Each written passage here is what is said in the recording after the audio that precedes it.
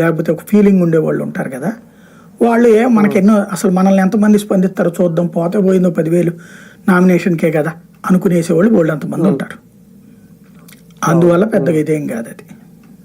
కానీ ఒకటి సార్, మామూలు ఎన్నికలకి ఇవికి కంపేర్ చేసుకుంటే కూటమి మధ్య సమన్వయం ఉన్న ఒకవేళ లోపించిన ఆ ఎఫెక్ట్ అని ఎన్నిక మీద కనిపిస్తుందా, పడుతుందా, ప్రభావం ఉంటుందా, లేదంటే దానికి దీనికి సంబంధం? ఇక్కడ ఇద్దరు మిత్రులేనండి. ఇప్పుడు పోటీ పడుతున్న వాళ్ళు ఇద్దరు మిత్రులే. తెలుగుదేశం, జనసేన, బీజేపీనేమో కూటమి. అవును, ఇది దాన్ని ఏమంటాం మనం, ఇంటర్నల్ స్టాఫ్ వీళ్ళు ముగ్గురు, ఎక్స్టర్నల్ స్టాఫ్ కమ్యూనిస్టులు. ఇప్పుడు మొన్న ఎన్నికల్లో గెలిచినటువంటి సందర్భంలో జగన్కి వ్యతిరేకంగా జట్టు కట్టిన వాళ్ళు ముగ్గురు, ఈ జట్టుకు పరోక్షంగా సహకరించిన వాళ్ళు ముగ్గురు, సిపిఐ, సిపిఎం, కాంగ్రెస్. ఒక రకంగా చెప్పాలంటే 6 పార్టీల కూటమి ఇప్పుడు అధికారంలో ఉంది.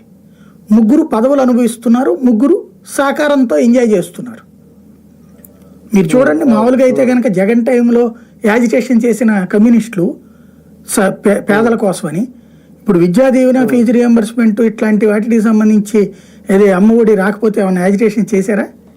అప్పుడప్పుడు రామకృష్ణ గారు ఒక స్టేట్మెంట్, శ్రీనివాస్ గారు ఒక స్టేట్మెంట్ ఇస్తారు, ఆ తర్వాత మళ్ళీ అక్కడే వెళ్ళిపోతుంది. నిజంగా అయితే ఉద్యమాలు ఇదివరకు చేశారా లేదా జగన్కి వ్యతిరేకంగా అట్లాంటివి ధర్నాలు అవన్నీ ఆయన ఇచ్చినా చేశారు ఉద్యమాలు.